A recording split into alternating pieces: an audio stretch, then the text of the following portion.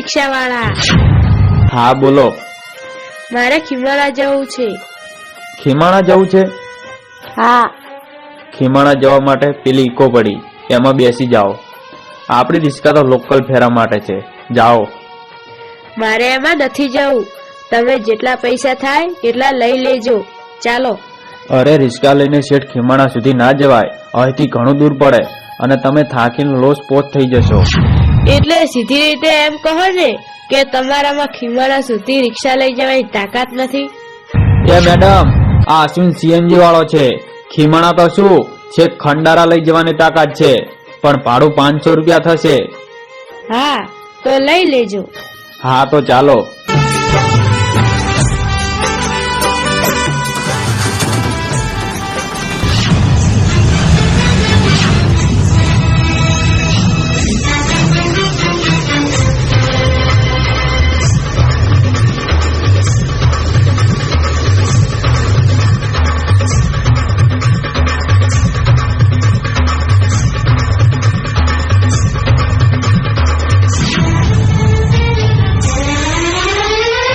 Hero, હા બોલો. આ એક બાજુની ફ્રેમમાં ફોટો છે અને બીજી સાઈડમાં કેમ ખાલી છે? એ રાધાના ફોટા માટે ખાલી રાખ્યો છે. એ ઊભી રાખો. શું થયું? તમને કેવી રીતે ખબર પડી કે મારું નામ રાધા છે? તમારું નામ રાધા છે? હા. પણ હું જે રાધાની વાત કરું છું એ તો મારા સપનાની રાધા છે, જેને મેં ક્યારેય જોઈ નથી, છતાંય વર્ષોથી વાટ જોઉં છું. વિશ્વાસ નથી આવતો ને? ના.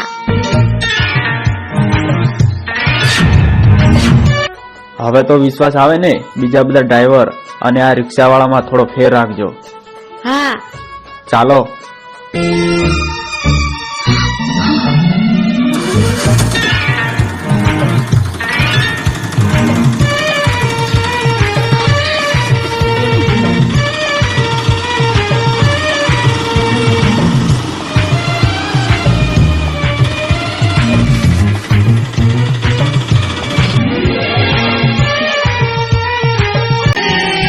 અશ્વિન, આ છોકરી ગમતી હોય તો એને હૈયાને વાત કહી દેજે. તું પણ આ વાત દબાવીને રાખીશ. તું પણ આ વાત દબાવીને રાખીશ. એકવાર પડશે ને પછી આવો નહીં મળે.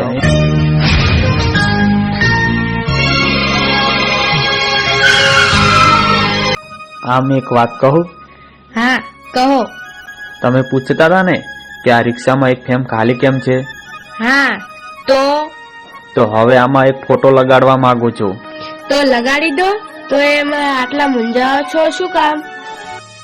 હું બાળપણથી જ રાધાને પ્રેમ કરતો હતો અને જવાન થયો ત્યારે નક્કી કર્યું કે ભગવાન મારી રાધાને મારી પાસે મોકલે ત્યારે જ લગ્ન કરીશ અને એની તસવીર આ રિક્ષામાં લગાવીશ. અને ભગવાને મારી વાત સાંભળી લીધી. હે, એવું એમ? સાચું કહું છું, એ મારી રાધા તમે જ છો. અશ્વિન, તમે ગાંડા થયા છો કે શું? હા, મારી રાધા માટે હું કાલે ગાંડો હતો, આજે ગાંડો છું અને હંમેશા ગાંડો જ રહીશ. અશ્વિન, તમે સમજો છો શું તમારી જાતને? વહેમમાં આવી ગયા કે હું તમારી થઈ ગઈ? આખરે તો તમે રિક્ષાવાળા ડ્રાઈવર જ ને. એ મેડમ, હવે આ રિક્ષા ડ્રાઈવર વિશે એક શબ્દ ના બોલશો. આ તો જિંદગીમાં પહેલી વાર કોઈ પોતાનું લાગ્યું એટલે આટલું કઈ બેઠો. મને ખબર નહોતી કે વર્ષોથી હું જે રાધાની રાહ જોતો હતો એ રાધા મળશે ત્યારે મારા અરમાનો રાખ કરી નાખશે. તમે મને ઓળખવામાં ભૂલ કરી છે મેડમ. ઓળખવામાં જરૂર થાપ કાઢી છે અને હવે હું મારી આ ભૂલને સુધારવા માંગુ છું. રાધા, તમે જઈ શકો છો. પણ આવા અવારું રસ્તા ઉપર તમે એકલા? હું મારી રીતે જતી રહીશ. તમારે ડાપણ કરવાની જરૂર નથી. મને પણ કોઈની પરવા નથી. આ અશ્વિન સીએનજી વાળો છે. આવો તો વેલકમ અને જાઓ તો ભીડકમ.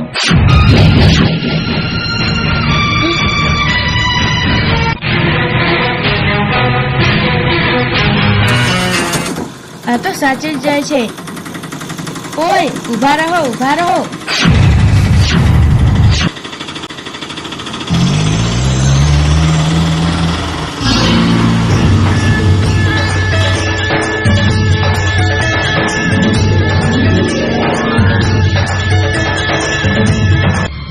હું બાળપણથી જ રાધાને પ્રેમ કરતો હતો અને જવાન થયો ત્યારે નક્કી કર્યું કે ભગવાન મારી રાધાને મારી પાસે મોકલે ત્યારે જ લગ્ન કરીશ અને એની તસવીર આ રિક્ષામાં લગાવીશ.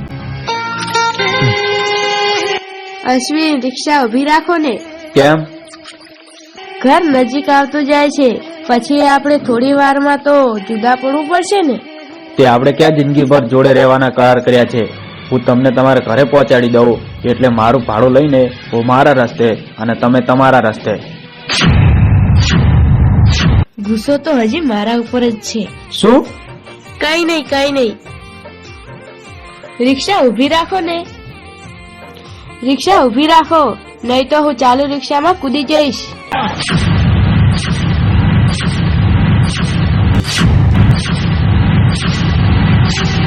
હજી ગુસ્સો નથી ઉતર્યો મારા ઠાકોર?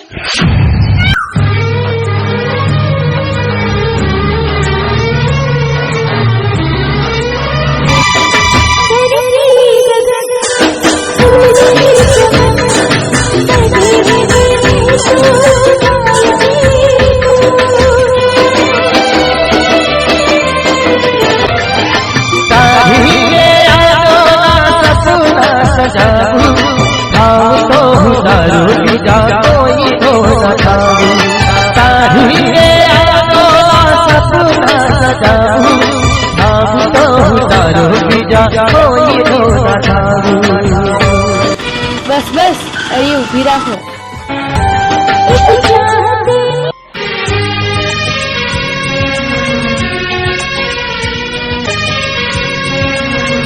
અશ્વિન, આ મારું ઘર. મારા બાપુ બહાર જ બેઠા છે, હું હમણાં જ આવું છું.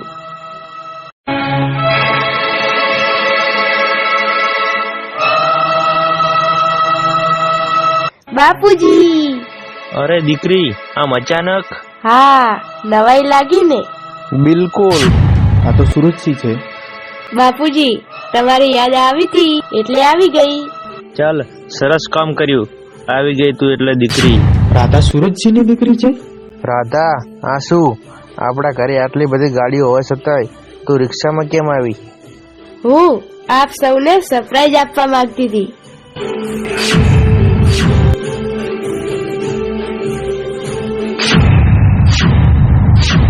બાપુ, આ એ જ રિક્ષા વાળો છે, ચેખલા ગામનો અશ્વિન. બંધના એલાન વખતે આને જ આપણા માણસોને માર્યા હતા. તો તું જ છે શેખલાનો અશ્વિન? મારા બંને એલાન તોડીને મારું નાક કાપ્યું હતું. બંધનું એલાન તોડવાનો મારો કોઈ ઈરાદો નહોતો, પણ મારા ગામની એક બહેનની હાલત એટલી ગંભીર હતી કે એને શહેરની હોસ્પિટલમાં લઈ જવા વગર છૂટકો ન હતો. એટલે ખીમાણા ગામમાં કોક થાય એનો ઠેકો તે લીધો છે. તું તારી જાતને શું રૂસ્તમ સમજે છે? આટલી હિંમત કરીને મારા ઓગણા સુધી આવી ગયો.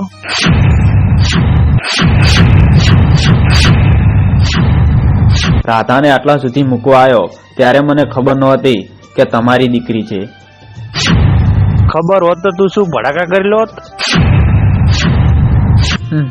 ચૂંટણીમાં આટલી ભૂંડી રીતે હારી ગયા તો એ ખબર ના પડી કે ચેખલા ગામની માટીમાં કેટલી તાકાત છે.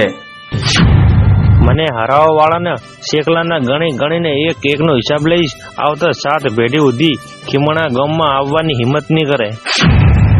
જેના પારખા કરવાનું રહેવા દો સુરજસિંહ. મારું નામ સુરજજી એટલે સૂર્ય.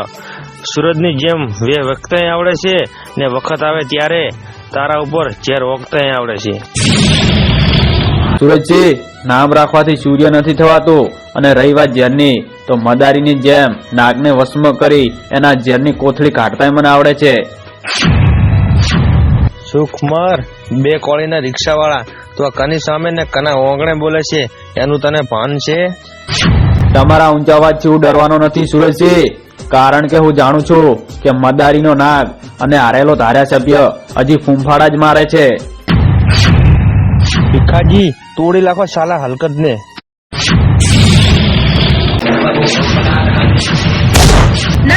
નહીં, શું થયું બાપુજી? રાધા, તું વચ્ચેથી હટી જા. પણ બાપુજી, આ માણસ તો જોખમ ખેડીને પણ છેક અહીં સુધી લાવ્યો અને તમે મારવા જઈ રહ્યા છો. રાધા તેથી મારું બંને હલન તોડીને મારી આબરૂ કાઢી હતી, એટલે અત્યારે માફી માંગવાને બદલે સામો થાય છે. પણ તમે તમારા બાપુજીની જેવી આબરૂ વાલી છે એમ મને મારી ઇજ્જત જીવ કરતા પણ વધારે વાલી છે. બાપુજી બાપુજી એક તો એ નાલાયક રિક્ષામાં બેસીને મારું અપમાન કર્યું છે, તો એ મારી વાત સાંભળવાને બદલે છે રિક્ષાવાળાનું ઉપરણું લે છે. શું થાય છે તારો? શું થાય છે તારો? સુરજજી, હું એનો શું થાવ છું એનો જવાબ રાધા નહીં આપે, હું આપું છું. એ બાપુ આજે મહાશિવરાત્રી છે, જવા દો આજે આને, પછી જોઈ લઈશું આપણે આને. રાધા અંદર જા. અરે તને તો હું ગમે ત્યારે જોઈ લઈશ, ચાલ નીકળ અહીંથી.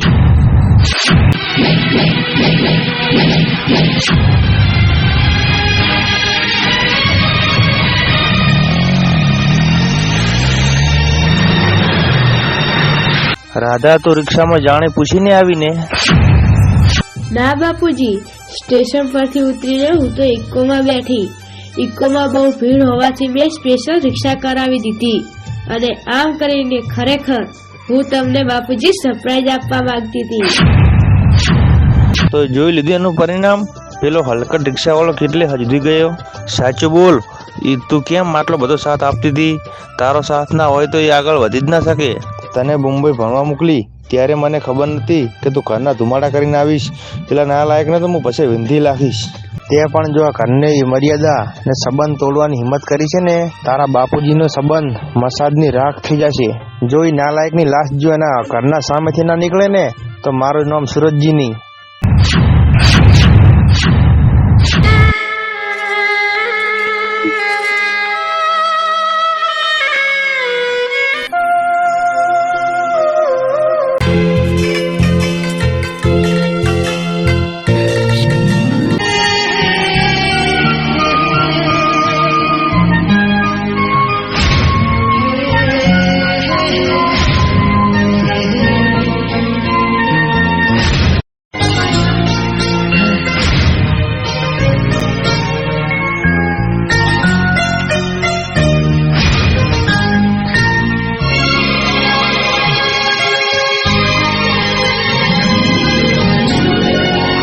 હે ભગવાન, કઈ જ ખબર પડતી નથી કે હું શું કરું.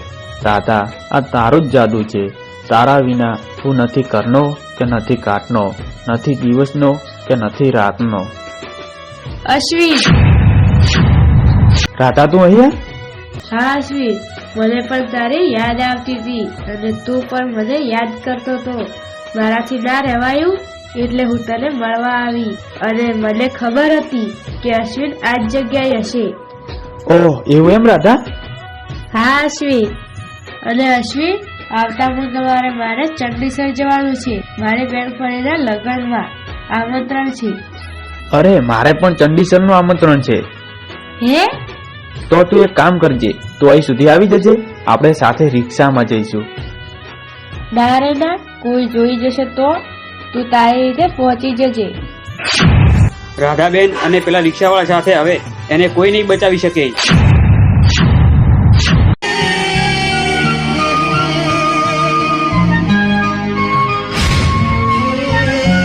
રાધા ઉભી રે.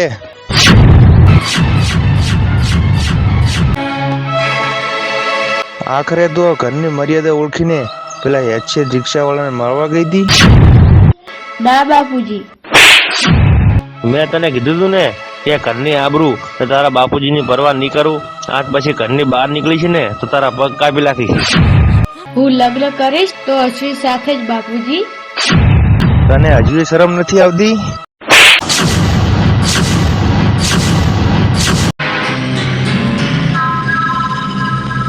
મારે અને હવે તાત્કાલિક સગાઈ ને લગ્ન કરાવી દેવા પડશે. મને રમતુજીને ફોન કરવા દે.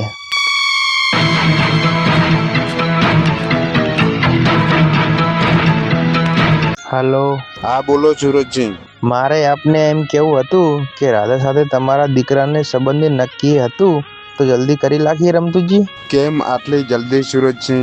મારી દીકરીને જવાનું છે અમેરિકા, એટલે સગાઈ ને લગ્ન કરાવી નાખીએ તો જમી રાજાની બેનને જાય ને.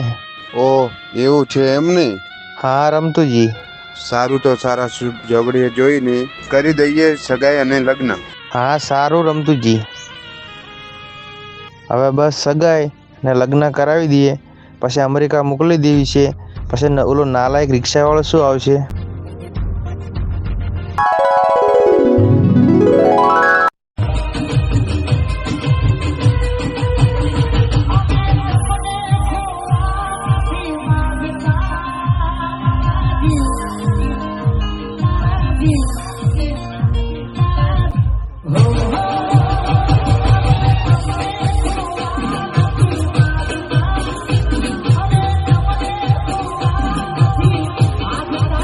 અરે અશ્વિન, તું અહીંયા શું કરે છે? તારી રાધાના લગ્ન કોઈ બીજા છોકરા હારે થઈ રહ્યા છે.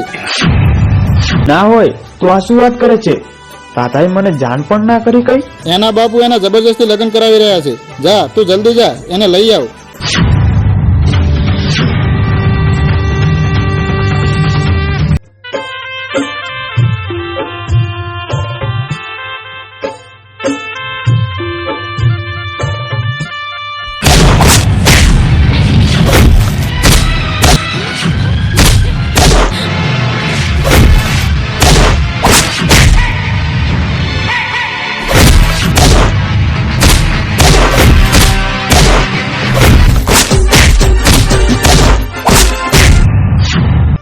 સુરજસિંહ, લ્યો આ તમારો મૂર્તિઓ.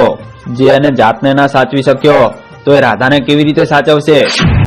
હરામખોર. નહીં બાપુજી, આ શું કરી રહ્યા છો? તમે વર્ષો સુધી આ હાથની જેમ મજબૂત કર્યો ત્યારે ખબર ન હતી કે એક દિવસ આ પોતાના બાપ ઉપર હથિયાર ચડશે. રાજકારણમાં રહીને તમે આટલા કઠણ કાજાના બની ગયા કે તમને તમારી જીદ આગળ દીકરી બાપના સંબંધોની કિંમત જ નથી દેખાતી. બાપુજી, આજે મારી વિદાય તો નક્કી જ છે, પછી એ ડોલીમાં થાય કે અર્થીમાં, પણ યાદ રાખજો બાપુજી, આજે જ્યારે તમારી આ દીકરીની વિદાય થાય ત્યારે આંખમાં આંસુ ના લાવતા, કારણ કે તમારી આંખમાં આંસુ નહીં પણ ગુસ્સો જ સારો લાગે છે. બસ દીકરી બસ, મને મારી ભૂલ સમજાય છે. બસ પણ હવે હથિયાર પણ ફેંકી દીધું ને તારા લગ્નમાં મને જવતર હુંબાનો એક મોકો આપ.